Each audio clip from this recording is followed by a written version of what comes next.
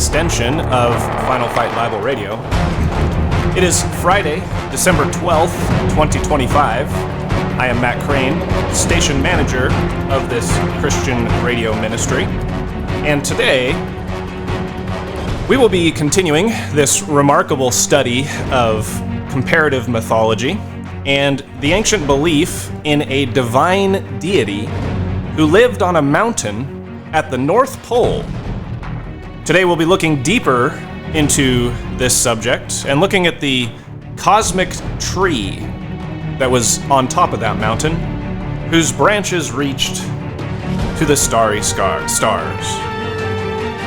Glad you could be with us today, and we are broadcasting live on YouTube at the moment, as well as broadcasting live on finalfightbibleradio.com. This is the second official YouTube live stream, and the last week went pretty well. There's a few little things that I've tweaked this week, and I think this week will be a little bit better, and it'll just get better as we go. But as everybody knows, when you start these things, there's always some growing pains. So bear with me on these matters. But I do want to say that I am streaming live on YouTube at the moment, and what I'm going to do this time is I am going to have the music playing during the live stream, but I'm going to make this stream private once I'm done doing the live stream. That way I can do some post-production editing, and then I will repost this episode to YouTube once I've edited out music and things like that. So that way the end result will be a lot cleaner, and when people click on the video, there won't be a lot of extra in there. There won't be silent gaps and all that stuff. So if you're wanting to watch FFBR Live on YouTube while it live streams, you'll see the whole thing start to finish while we're broadcasting live, but it'll probably be probably not till Monday before this episode is released to YouTube and the rest of the public. All right. So those are just some of the things I have to do in order to make this work. Also, let's see. Be sure to subscribe, by the way. One of the ways that we can get the word out through Final Fight Bible Radio and build the audience of Final Fight Bible Radio is through this YouTube stream. That's one of the reasons why I decided to do video, is because video is a big deal. Most people like watching podcasts through video. And I also want to build the audience of Final Fight Bible Radio. And through these lessons that I do on YouTube, I can bring people to Final Fight Bible Radio, raise awareness of the radio station itself, and get Christians acquainted with more truth, more information that we play through Final Fight Bible Radio 24/7, and just get believers connected with that and help them to hear right doctrine, sound Bible-believing preaching and teaching, along with good conservative Christian music. All right. Also, want to say that I'm going to do one more live episode next Friday, and then I'm going to take a break for 2 weeks, the week of Christmas and also the week of New Year's, and then I'll be back the following Friday, which will be January the 9th, 2026. All right, so just so everybody knows, I'll be doing that, and I'll play a rerun on Final Fight Bible Radio next Friday and the following Friday, so we'll do some reruns again like we did around Thanksgiving, but just so you know, I won't be doing a live broadcast for the next 2 weeks. So if you're tuning in on YouTube and nothing happens, you'll have to go to Final Fight Bible Radio or the FFBR app to listen to the rerun for that week. All right, by the way, speaking of reruns, you can always get every previous episode of FFBR Live that I've ever done.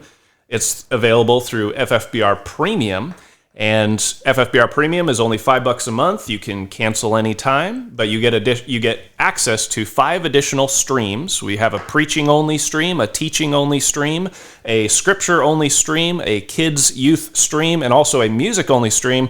And during the holidays, we have a special holiday stream that's playing Christmas music, conservative Christian Christmas music 24/7. So you can sign up for free. You get 1 month for free to give it a try.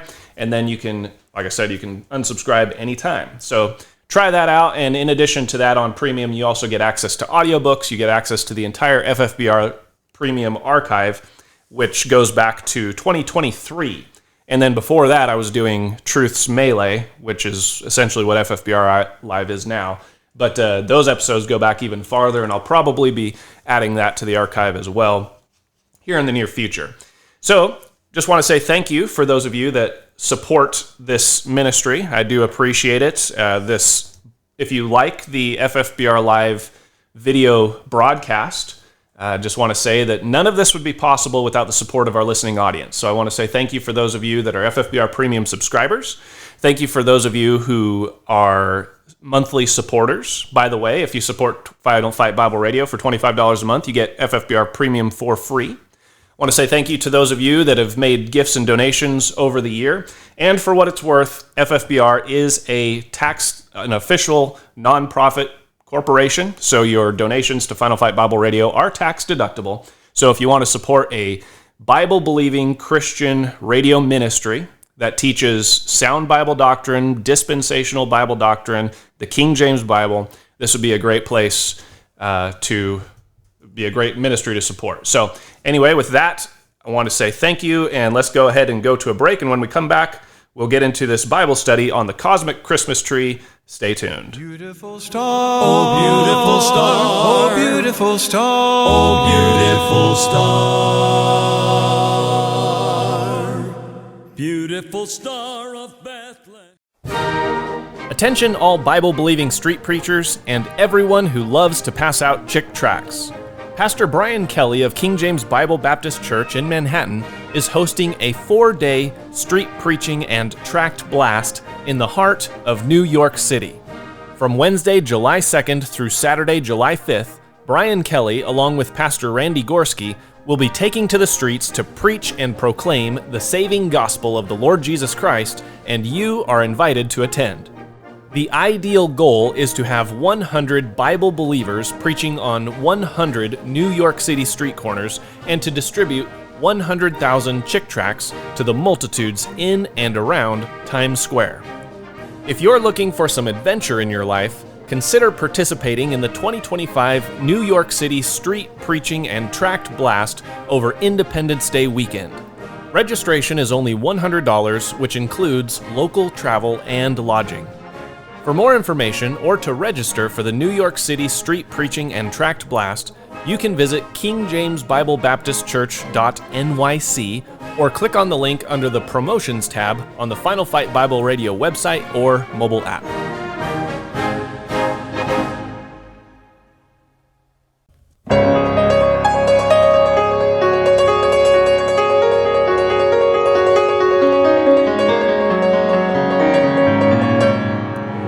Welcome back. And one more thing I need to do before we get started with the Bible study is I do want to remind everybody that there is still time to grab a couple of copies of the books that we offer through FFBR Final Fight Bible Radio, the FFBR store.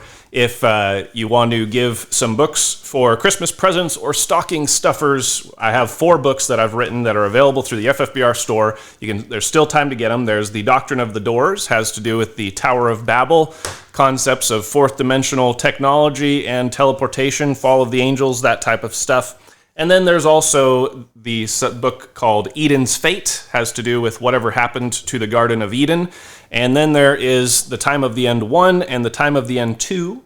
Both are cutting-edge books in terms of Bible prophecy and looking at the subject from a slightly different perspective. And there are several aspects of new light, as far I believe anyway, in those books. The books involve Time of the End 1 has to do with the 10-year tribulation period and the conditional rapture of tribulation saints. You say, I haven't heard of either one of those things before. That's why you need to get the book. And then there is the Time of the End 2, which is the 7 heads of the dragon and the nation beasts of the last days. Has to do with geopolitics during the time of the end, post-rapture to the second advent. So anyway, I think that you would learn a lot from those books. They are available through the Final Fight Bible Radio store. If you order them early, you can still get them by Christmas. So be sure to do that. All right, so if you'll remember, last week we started looking into this subject of really what is this baffling subject. There's a baffling fact that every ancient primeval culture And by primeval, I'm referring to the time period basically from Noah to Abraham. And every civilization at that time, their theology centered around essentially a bright, luminescent orb. And this orb was their deity, who lived at the top of a colossal mountain. And the location of this mountain was the North Pole. And it was the northernmost north part of the earth, essentially is what the North Pole was to them. It wasn't actual North Pole, the geomagnetic North Pole that we think of, but as far as like the tip top of the earth, that's where they perceived that this mountain was. And this mountain was called the Axis Mundi, or it was recognized as the Axis Mundi, which is Latin for axis of the world, but mundi is also world and universe.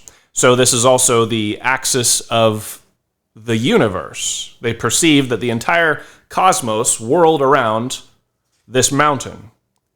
All right? This is every ancient culture spoke of this. In India, ancient India, the Hindi culture, they had Mount Meru was the name of this mountain.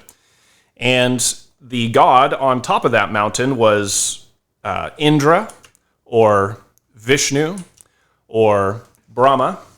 This central deity goes by several different names, and that's where it can kind of get confusing in ancient mythology. Is there's a huge pantheon of gods, but when you actually start looking into it and breaking it down, a lot of the gods are duplicated. It's the same thing that's being referred to, the same deity that's being referred to, but at times the deity acted differently or did different things, and so it break into these different names. And then, of course, as time went on, these gods that the heathen worshipped took on additional names, and in different locations. It was the same god, but a different name.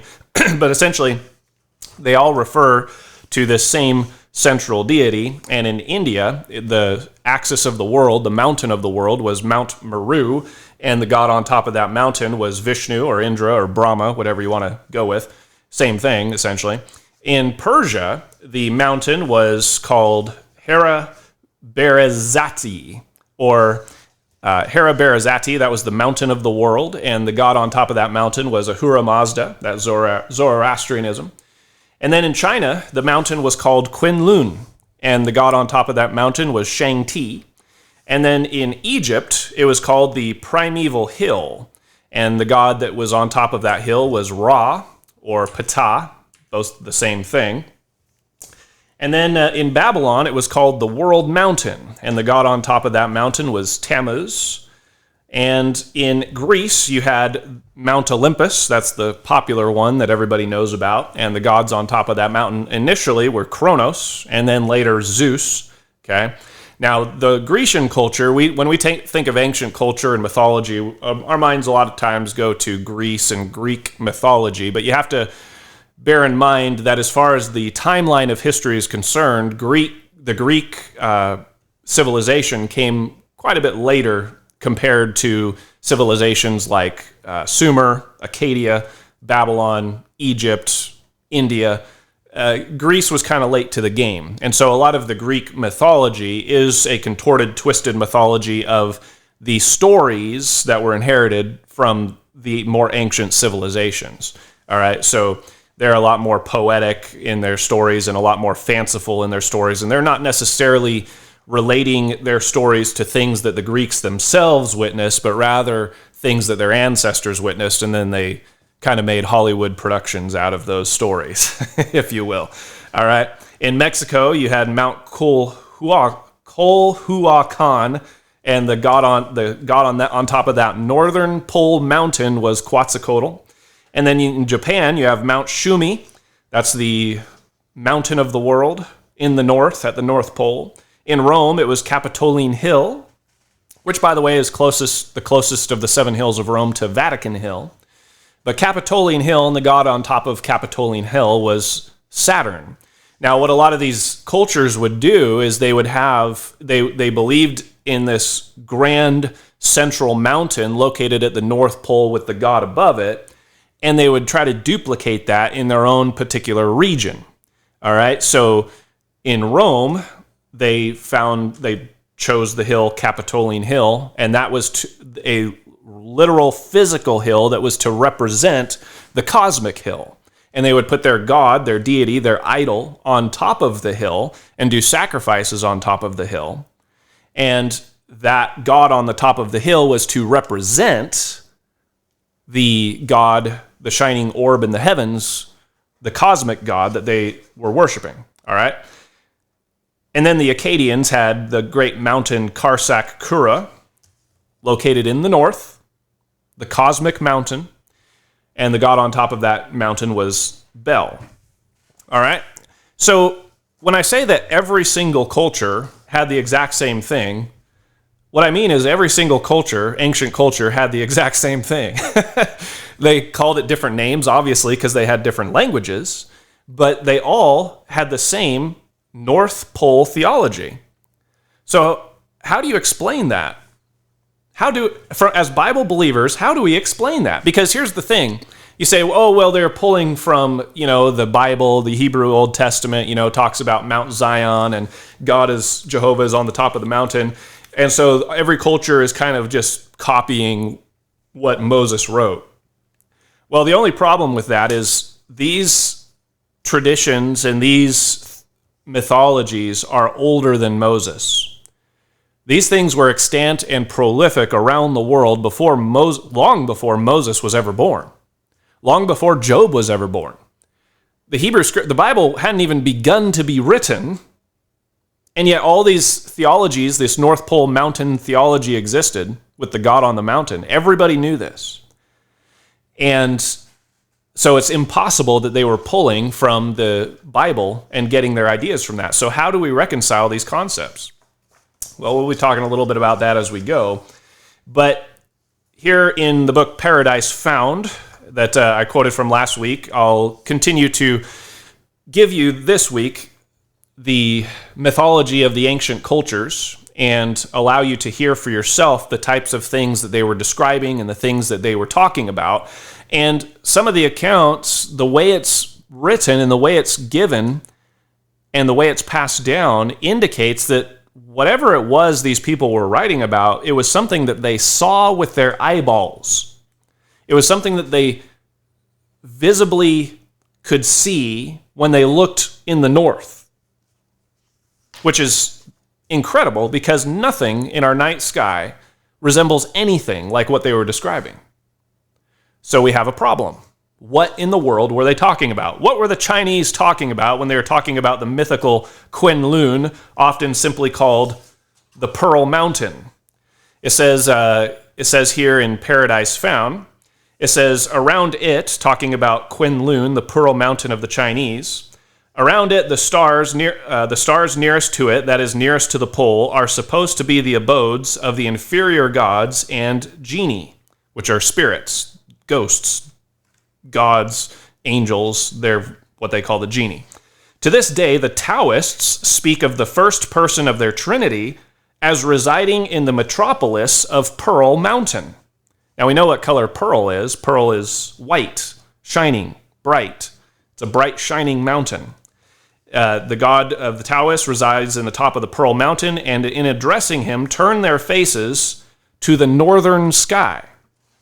All right, the author goes on to say, and this is written in like 1885, the author goes on to say, everywhere, therefore, in the most ancient ethnic thought, in the Egyptian, Akkadian, Assyrian, Babylonian, Indian, Persian, Chinese, and Greek, everywhere is encountered this conception of what, looked at with respect to its base and magnitude, is called the mountain of the world. But looked at with respect to its glorious summit and its celestial inhabitants is styled the mountain of the gods. It is plain that this idea of a lofty central primeval mountain belonged to the undivided human race. Author Dr. Samuel Beal says, I have no doubt, I can have none, that the idea of a central mountain and of the rivers flowing from it, every culture also talked about 4 rivers that flowed down from the top of this mountain in the 4 cardinal directions. He says, I have no doubt that the idea of a central mountain and of the rivers flowing from it and the abode of the gods upon its summit is a primitive myth derived from the earliest traditions of our race.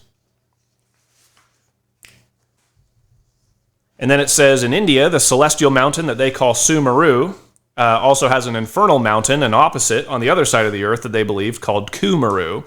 And then you have its height, according to some accounts of Sumeru, this mountain in the north. Its height is not less than 840,000 miles. Its diameter at the summit, 320,000. Okay, so these cultures are describing this mountain in terms of dimensions. They're talking about what it looks like, the color of this mountain. But this is not some earthly mountain. This is not some Mount Everest. Okay? The Hindus are not describing Mount Everest. As a matter of fact, the Mount Himalaya, we have a mountain range called the Himalayas in India, but Mount Himalaya in the ancient Indian Puranas and Vedas and all that stuff, Mount Himalaya is a cosmic mountain. It's not an earthly mountain. It's a mountain at the north that extends into essentially outer space and reaches to the abode of the gods. Mount Himalaya. We just called the Himalaya mountain range after that mountain. All right? So they're giving these dimensions of this mountain. In the ancient Hindu Puranas, it says its height, according to some accounts, is not less than 840,000 miles. All right? And its diameter at the summit, 320,000. Now you say, how did they come up with that measurement? I have no idea. I have no idea how they came up with those measurements. All I know is that's really big. And there's no mountain on Earth that's even close to that. All right? 4 enormous buttress mountains situated at mutually opposite points of the horizon surround it. One account makes the eastern side of Meru of the color of the ruby, its southern that of the lotus, which is white, its western that of gold, and its northern that of coral. 4 different colors on 4 different sides. And what's interesting about that is you find that same thing in Egyptian mythology, that same thing in Mexican mythology, and the same thing in Chinese mythology. 4 different colors. Some say it's 4 different colors of the rivers. Some say it's 4 different colors of the sides of the mountain. But it's always these same similarities across cultures. On its summit is the vast city of Brahma, 14,000 leagues in extent. All right. The gold mountain of Japan is also called Kagane Yama. And then Meru, Mount Meru, in Sanskrit, the etymology signifies an axis or a pivot. All right, so it's the axis or the pivot of the universe. All right, sometimes Mount Meru is represented as planted so firmly and deeply on the globe that the Antarctic or infernal mountain is only a projection of its lower end. All right, it says a collection of manifold jewels describing this mountain. This mountain is a collection of manifold jewels. A mountain of gold is what Meru is, passing through the middle of the earth globe and protruding on the other side. At its upper end are stationed, along with Indra, the gods and the great sages. At its lower end, in like manner, the demons have their abode, each class the enemy of the other. All right? So, moving on, let's look at a little bit of Egyptian mythology. So we have a literal translation of an Egyptian text. I don't have the name of the text written here, but it says, I'll read you this Egyptian hieroglyph that's been translated. It says, "O you and your egg, shining in your Aten, growing bright in your mount of glory." All right, so this is a reference to Ra and or Ptah, same god. But it says, "Grow bright and diminish at your desire. You send forth light every day from the middle of the mount of glory. You shine in the mount of glory. The Aten receives praise, resting in the mountain and giving life to the world. Homage to you, O shining in the Aten, living one coming forth in the mount of glory. O Ra in the mount of glory. Ra shines in the mount of glory. The Osiris Nu is at rest in the mount of glory. You shine in the mount of glory day by day." Who shines in the mount of glory day by day? What is this mount of glory? What are we talking about? What in the world are these Egyptians referring to? As a matter of fact, it's interesting that the whole pyramid concept in Egypt is a representation of the Mount of Glory. I have here, let's see if I can show you this. Oops, hold on. Stand by. Here we go. Nope, stand by. Here we go. All right, so we have the pyramids. This is Wikipedia from the pyramids, but I found initially this information in a book called The Handbook of Egyptian Mythology. So anyway, the pyramid symbolism. The shape of the Egyptian pyramids is thought to represent the primordial mound from which the Egyptians believed the earth was created.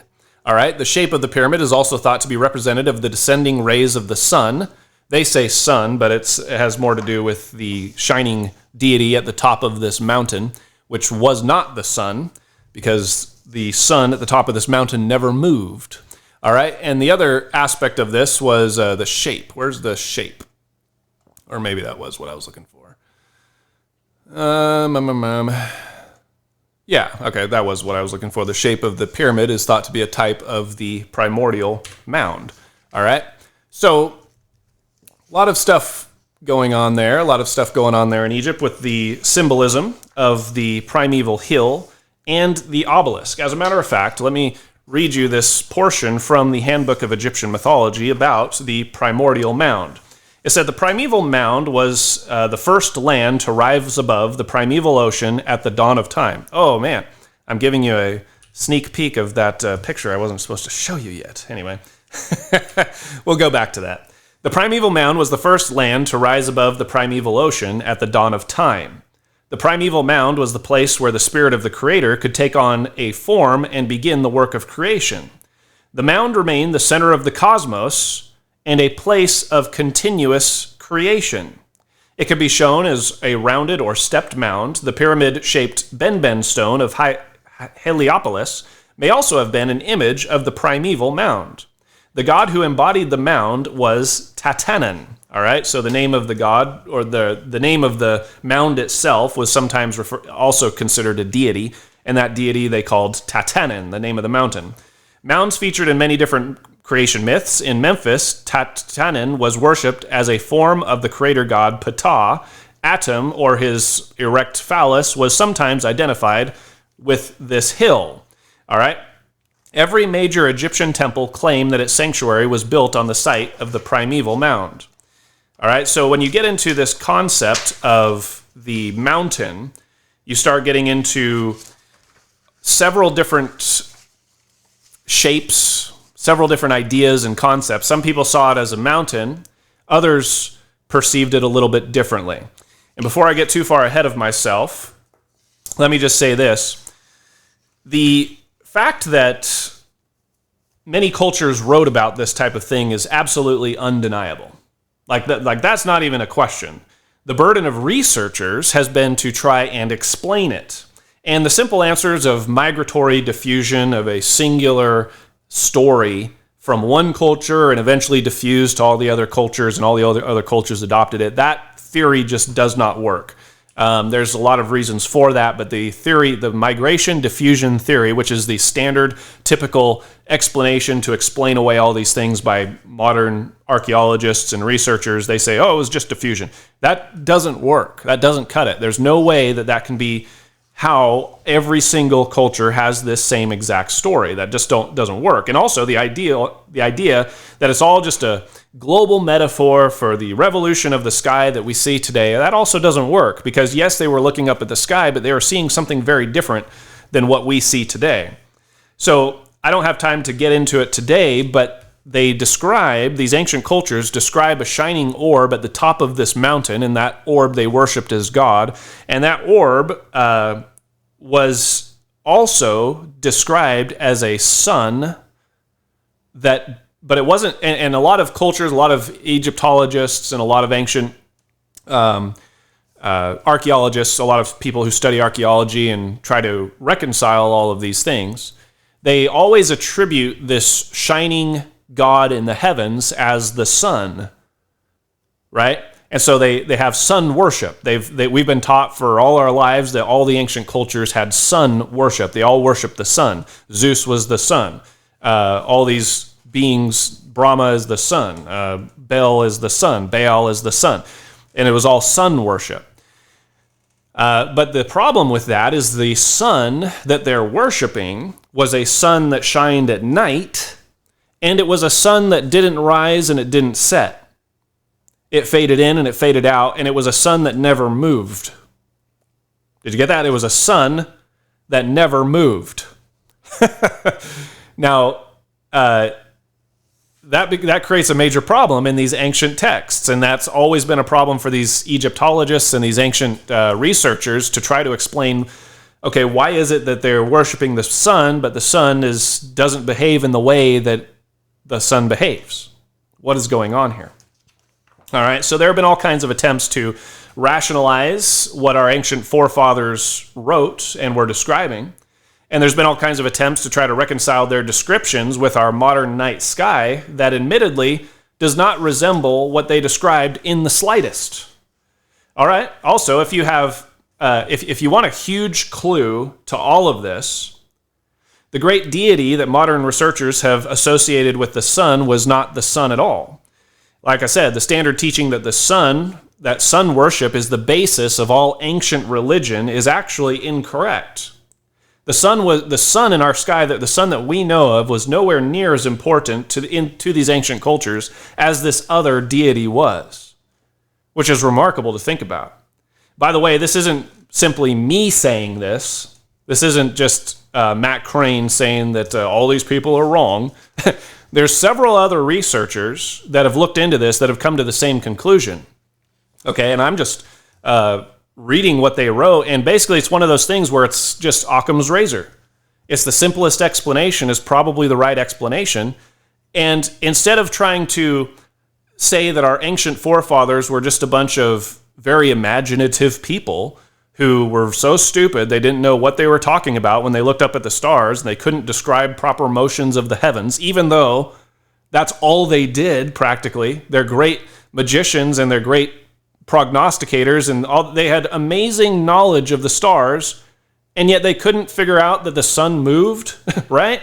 It's ridiculous to think about that. No, they were extremely intelligent when it came to the stars, and so the idea that we would just read what they say and then say, well, they didn't really mean that, is a bit arrogant. So rather, why don't we just believe what our forefathers said? Why don't we just take for granted that they knew what they were talking about? And what if we just read these ancient texts from the standpoint of, okay, let's just give them the benefit of the doubt and take what they're saying as literal? Well, you end up coming up with a very, very interesting cosmology that is very different than it is today. All right? So what we'll do, by the way, I have to say this before I get too far into it, I am not a flat earther. Okay? Sometimes some of these studies go in the direction of a flat earth, and I just want to state right now for the record that I do not believe in a flat earth. All right? Sometimes people read these ancient texts and they've come to the conclusion, oh, they're talking about a flat earth, but that's actually also a misinterpretation of a lot of what these people were saying, and that subject is discussed in more detail in the book Paradise Found, which I'll include the links to the show notes in the YouTube section and also in the podcast section if you listen through Spotify or whatever your favorite podcast platform is. I'll include the links there if you want to check out that book for yourself. But let's go ahead and go to a break. And when we come back, we'll get more into this subject of the world mountain and specifically the cosmic Christmas tree. Stay tuned.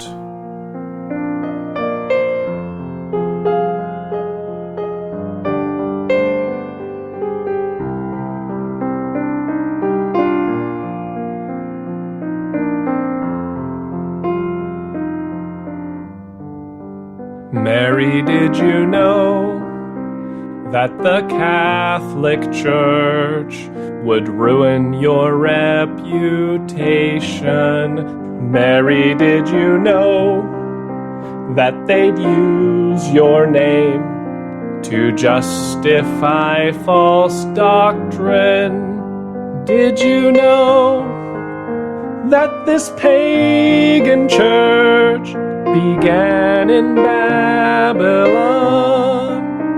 Semiramis is the harlot that they've slapped your name upon.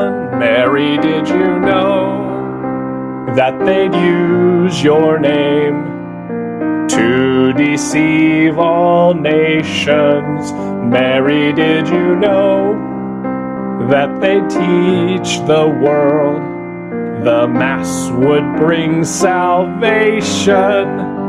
Did you know that this evil church would be ruled by a fraud who claims to be the vicar of the Holy Son of God? Mary, did you know?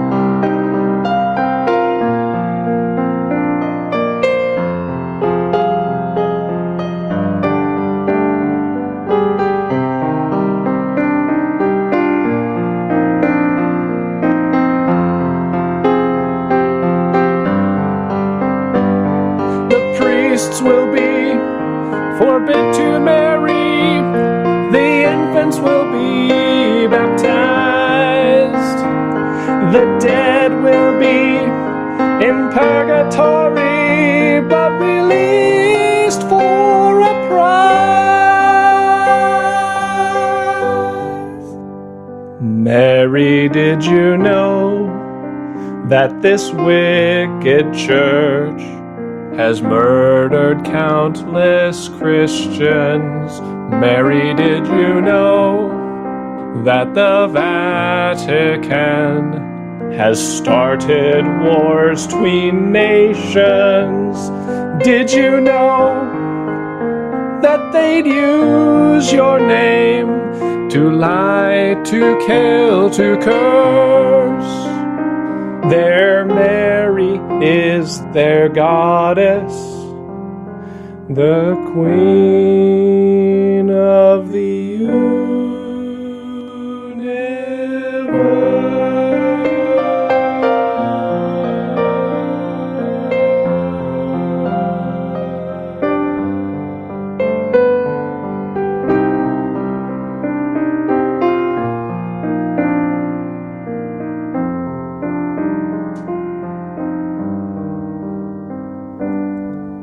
Mary, did you know?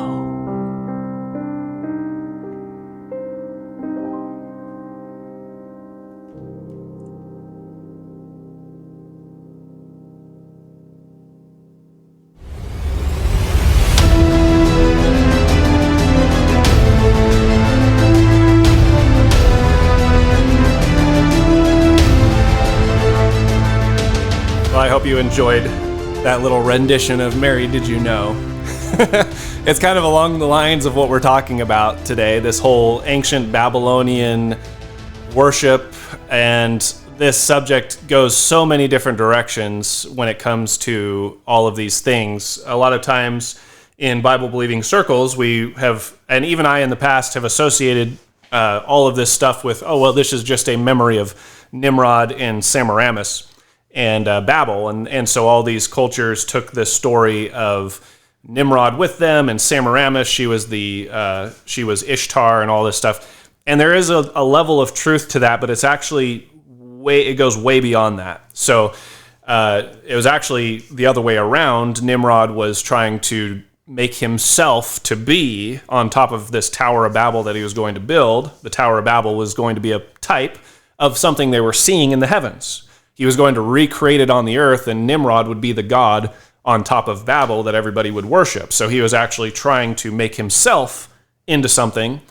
And anyway, it goes a long way. Speaking of Tower of Babel, let me go ahead and show you this image that I was going to show you a little bit earlier. So this is an artist's rendition of this polar configuration of what the nations of the world were seeing in the days from Noah to roughly Abraham. And you can see that the Tower of Babel you could perceive as being this massive tower that extends up into the heavens with a god at the top, which was something that evidently the theory is that these ancient cultures were seeing something in our night sky that is no longer extant. It doesn't exist anymore.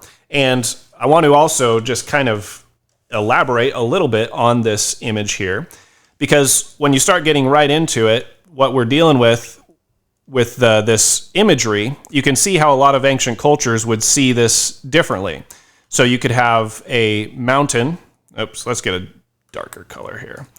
You could have a cosmic mountain here, or some kind of something extending millions of miles into outer space.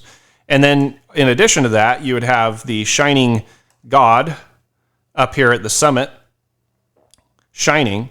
But then evidently there was something that was connecting the shining orb on top with the mountaintop. And in addition to that, there were, let's see, is this what I want? Yeah.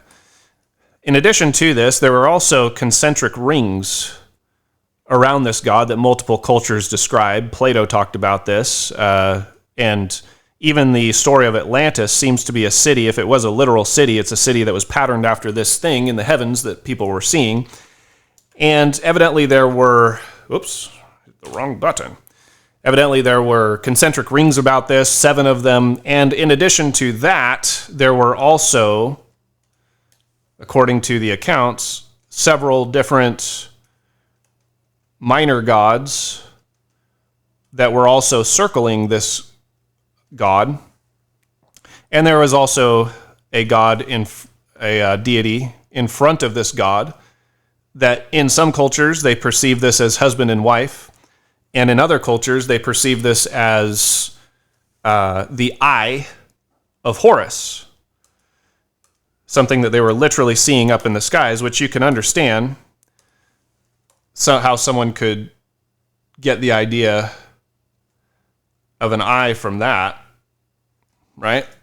And that also kind of smacks of the Lord of the Rings symbology as well. All right, so, but the whole thing that I want to get into now is that this area right here, this beam or pole that seemed to extend, I keep hitting a button. I need to stop doing that. Sorry, I don't have a lot of room here on my desk. I have a lot of room on my desk, but I just need to move some stuff around. This beam, this whatever this was, whether it was some kind of aurora borealis that extended straight up into the atmosphere towards this planet, or whatever this was, it was perceived as a pole. It was perceived as a river sometimes, because the color sometimes was different in different cultures. It wasn't really red. I shouldn't use the color red there, because that kind of misrepresents what this was. All right. So sometimes it was a river. Sometimes they perceived it as a phallic image. It's just a straight up and down pillar. All right. Often it was perceived as a great tree. And then the universe also turned around this entire thing. This was the central axis, and so the whole thing was turned about up here, and so sometimes this was also perceived as a wheel, the wheel of the heavens. All right, so the whole idea of, and again, from this ultimately comes the idea of the Christmas tree. What is going on here? Help. Here we go. Here we go. Wow.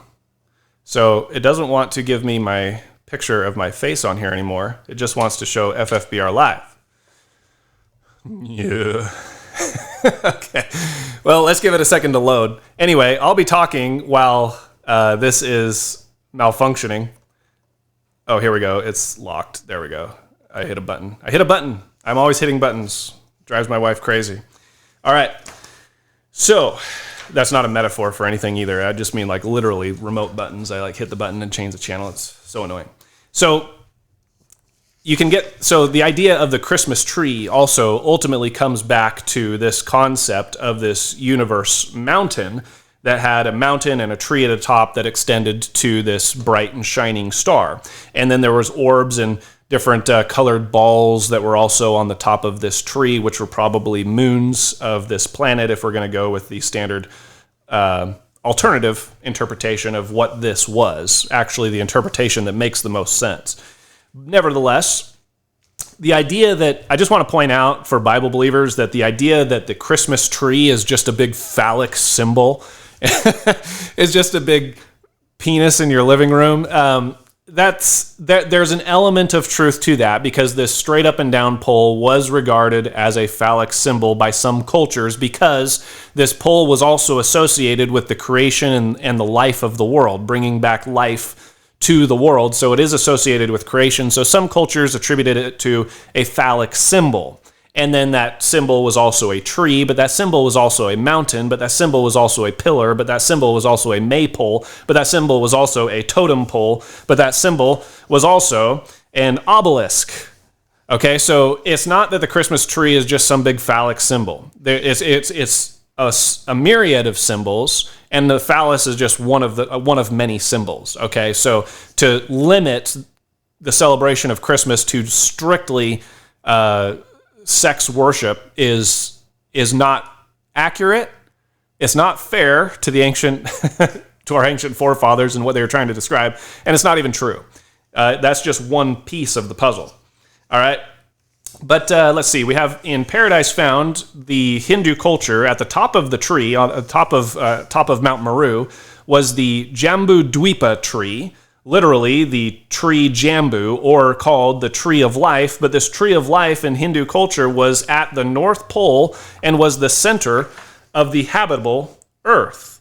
All right, so they called this thing the Jamba tree.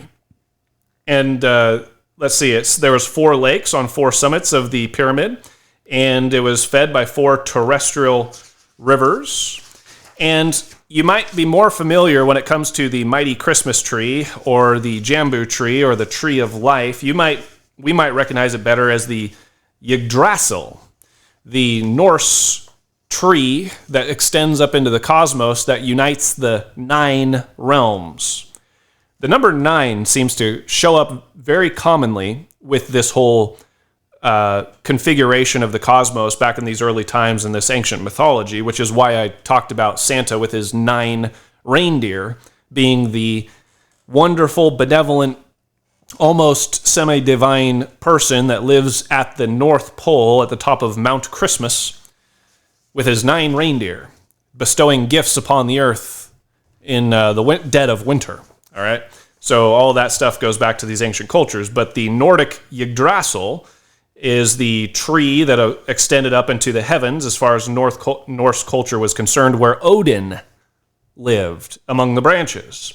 As the abode of the gods was in the north polar sky, the summit of the tree was at that point, its base in the south polar abyss, its trunk coincident with the axis of heaven and earth. But while most readers are familiar with this Norse myth, few are aware how ancient and universal an idea it represents. This same tree appears in the earliest Akkadian mythology as well. And what is, he says, it is the same tree in which ancient Egyptian mythology enclosed the sarcophagus of Osiris, but this was only another form of the Tat pillar in Egypt, which is considered among the Egyptians the axis of the world.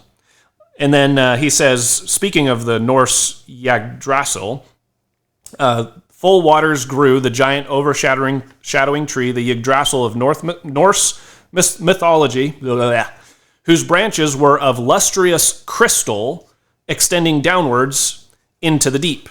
Now, when it came to this Tat pillar of Egyptian mythology, what they would do in ancient Egypt is they'd have a post, they would set up a post, and it would be graven at the top with a human countenance, and then it was covered with all kinds of, he says, gay clothing. This was written in 1855. It's not like actual gay Banana Republic clothing. I don't know if Banana Republic is gay clothing, but it's got banana in it, so whatever. But this gay clothing is put on top of this pillar, and you have this called the Tat pillar. It's entirely made up of a kind of superimposed capitals, he said, one of which has a rude face scratched upon it. It's supposed to represent the shining sun. On top of the pillar is placed the complete headdress of Osiris, the ram's horns, the sun, the Uraeus adders, which is just the snake on top of the head of Egyptian pharaohs, the double feather, all emblems of light and sovereignty, and which, in my judgment, must have been intended to represent the highest heavens. The Tat pillar is the symbol of durability, immutability. This representation of Osiris, with its rude and simple character without trace of art, proves to have been one of the most ancient, must apparently be held to be symbolical of him as who is Lord of length of time and eternity. Now, what's interesting about that is in the book of Ezekiel, Ezekiel was describing the women no, not Ezekiel, it's 2 Kings 23:7. Josiah is breaking down the houses of the Sodomites that were set up by the temple of the Lord when Israel was in idolatry, or when Judea was in idolatry. And it says that the women, when the idols were next to the temple, and the Sodomites' houses were next to the temple, the women wove hangings for the grove. Hangings. They would hang pieces of cloth upon the trees or upon a big central tree. They would weave these things and hang ornamentations from this tree or from this pillar or from this oak. And then, yes, Ezekiel actually does talk about that also, where he's referring to the harlots. There was something about harlotry in the Old Testament. I don't have my notes in front of me, but the harlot would have this pillar and would hang some kind of garment from it to almost, basically it was her version of the red light. She's available for service as the Vestal virgins of these gods, because remember back in those days, idolatry was directly linked with sex, which was directly linked with child sacrifice, which was directly linked with procreation and fornication. All right, now I want to show you also the Egyptian hieroglyph here called the Khut, spelled Khu or Khut. All right, that's this guy right here. This is an ancient Egyptian hieroglyphic, and it, among other things, took the form of the heaven-sustaining column. Khut in Egyptian means light, radiance, brilliance, and fire. It also stands for the light god, or the great light. All right? But the most common symbol used to denote Khu and or Khut reveals vertical streams of light ascending the world axis. All right? That's what the Egyptians had this symbol mean. It was vertical columns of light that ascended the world axis. But while seemingly ascending, it was also remembered as a radiant column having been poured out by the creator, Atum. All right, and the same thing is true of Hindu Vishnu and also Dhruva, the pole star. And the word Ashkara is the form of Ashka, meaning pivot or axis, and Ra, meaning fire. So Ashkara, let's see, the ancient epithet of Hindu Vishnu is Dhruva Ashkara. All right, Dhruva means pole star. Ashkara can therefore be translated as fiery axis.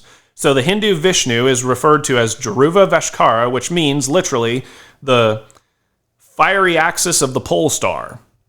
That's essentially what you have there. All right, so that's Sanskrit. And Hippolytus described a downward flow of light from above that the ancient cultures spoke about. All right, so there's a lot to this information.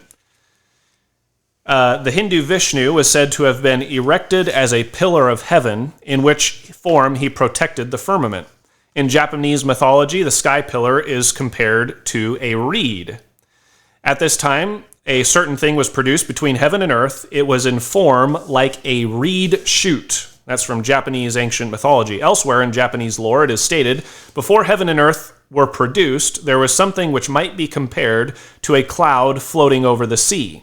It had no place of attachment for its root. In the midst of this, a thing was generated which resembled a reed shoot, and it extended downward from the skies, downward to the earth. And that's partially, and then when that happened, there was a great change, evidently, in Earth's climate, and that's part of the reason why this whole pillar is associated with a phallus and the phallic symbol, because they perceived that's what was happening. The great god was impregnating the earth. In the Yuki myth of creation, the sky pillar is also represented as a rope.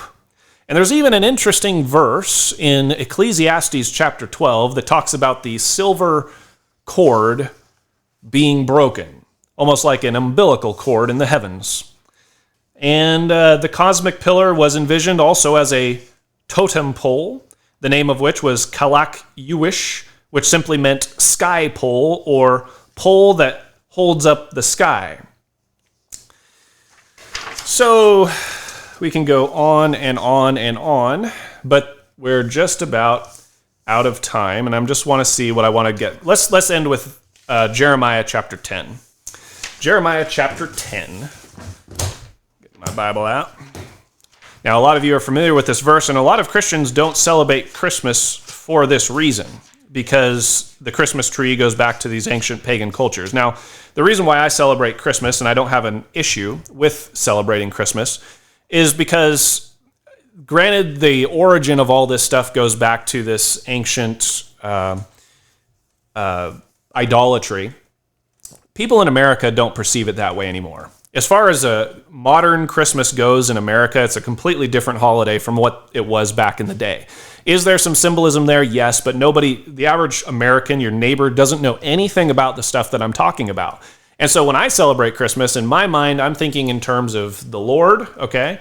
And I'm just celebrating basically what's become just a weird American tradition that has a lot of symbolism that nobody knows where it comes from, but it's just there. It just is what it is.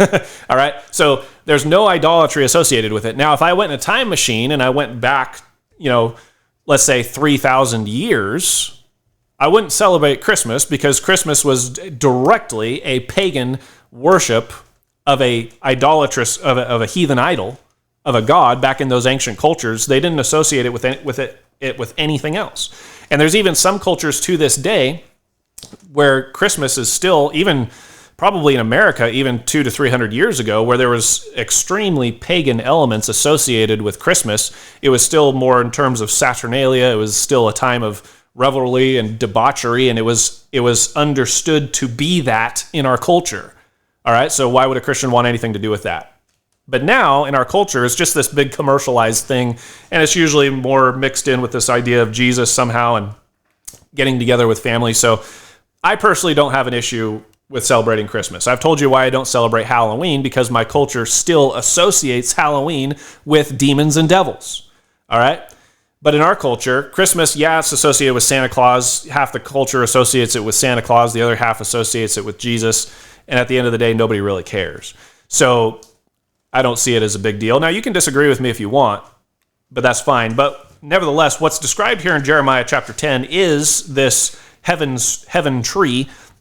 However, it was idolatry at that time. Now, some people don't have Christmas trees because of this verse in Jeremiah chapter 10, but what we have here in America at this time is not idolatry. Nobody in America, at least I hope not, nobody in America that I know or I've known all my life, or me myself, I'm not worshiping a Christmas tree.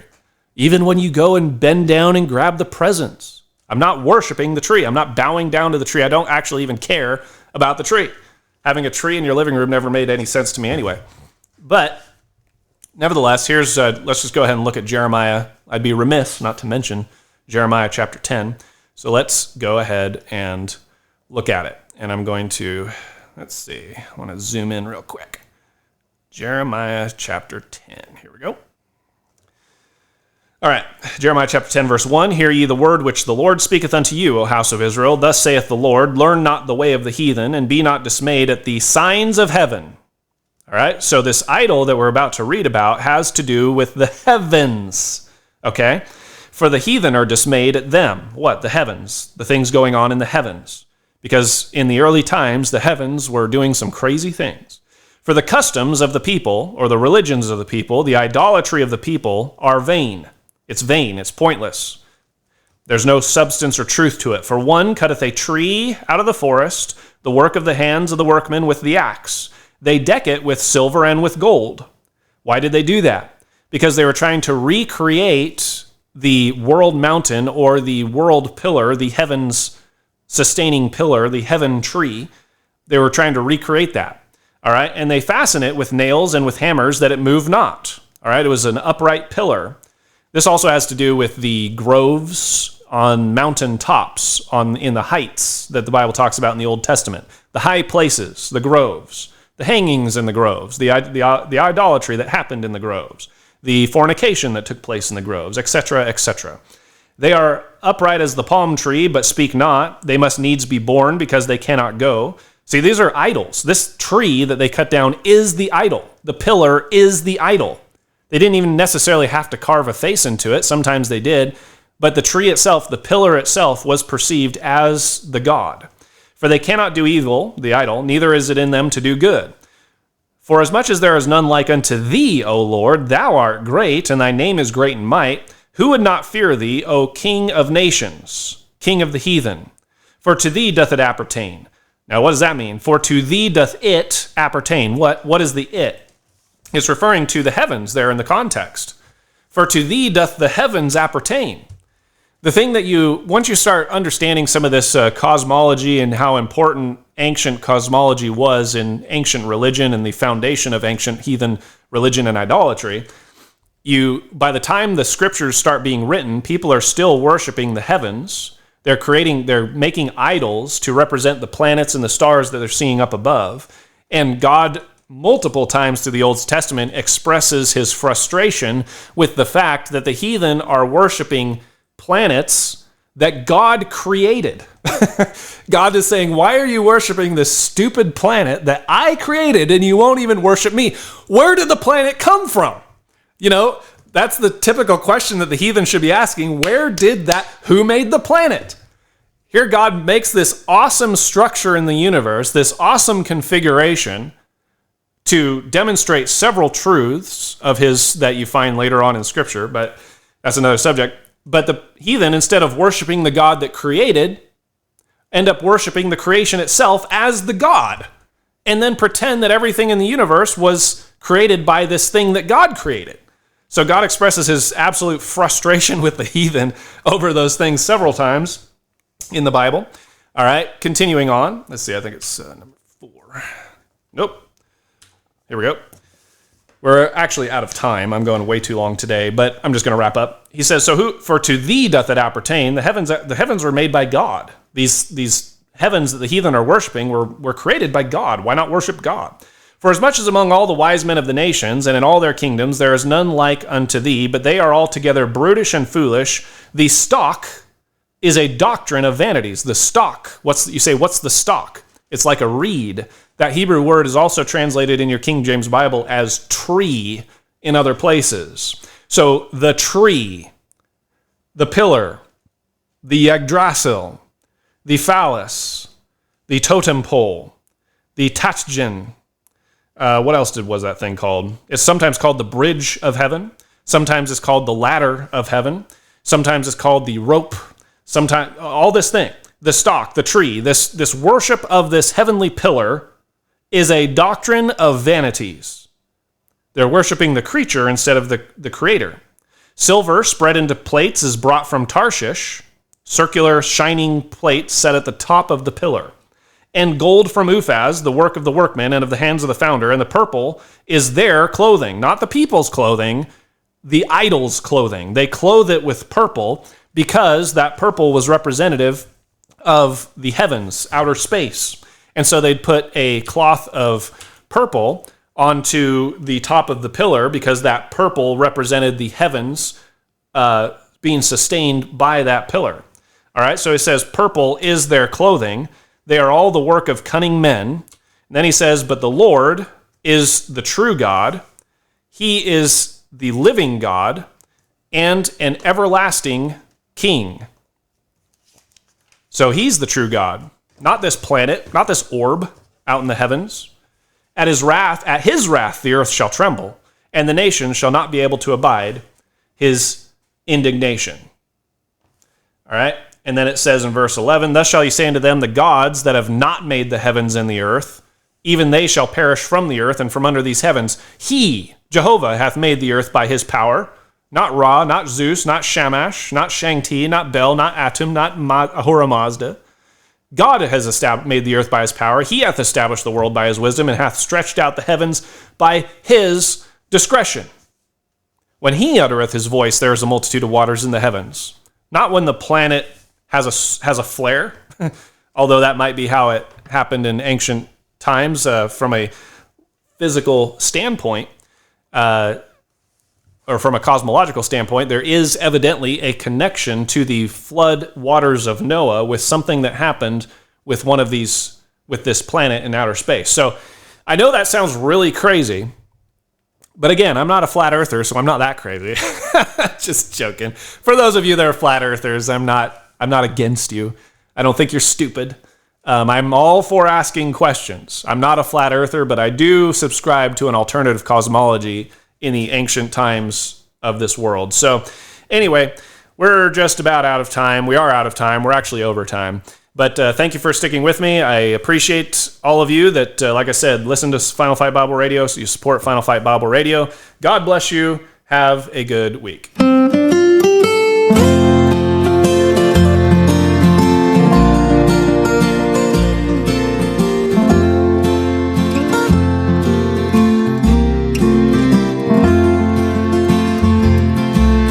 Across the land this time of year,